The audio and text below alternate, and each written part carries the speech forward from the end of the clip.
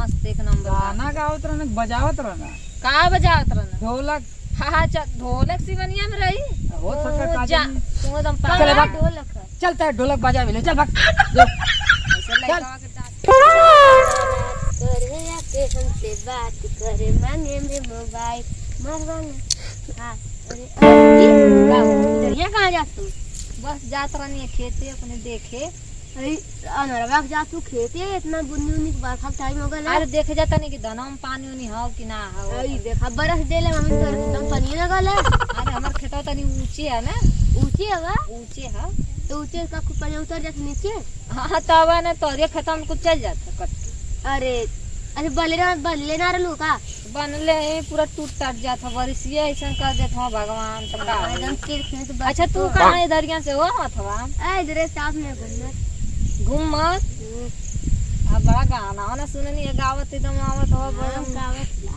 तनी गौता तनी हम सुन लेते अच्छा बोली अरे तारे एल्बम आवा हाँ देखनी बहुत मस्त मस्त फोटो रहला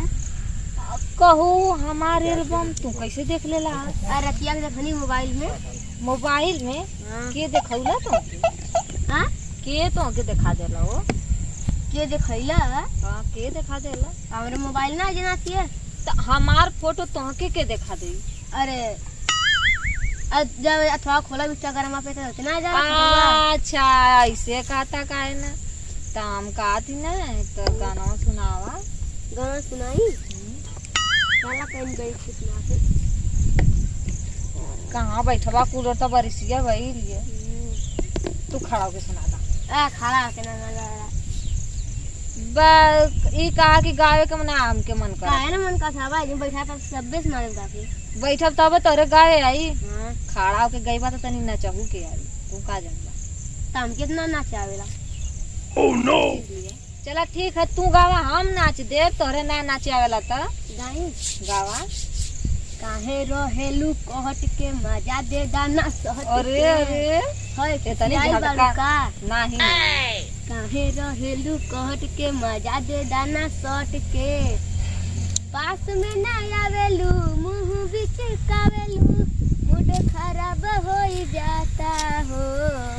ए जानू काट लेला ए जानू काट लेला ए जानू काट लेला ओठवा दुखाता हो ए जानू काट लेला ओठवे दुखाता लहरदार गाना गावा लहरदार गाना गाई गाई गावा अइला बारात करे या के हमसे बात करे मांगे में मोबाइल नंबर हाथ करे ओ हो अच्छा अरे गोरी फूला झड़ी बाड़ू पापा के परी बाड़ू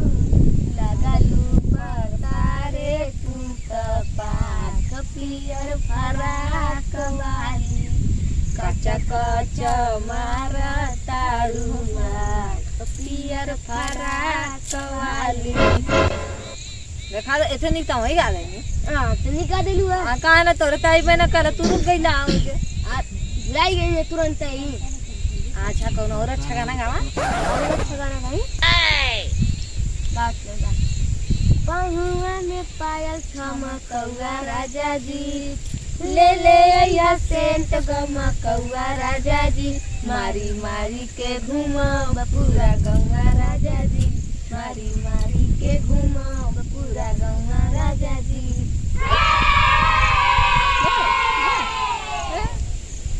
तनी हावला गाना गावा जो आजमगढ़ के थे गाना क्या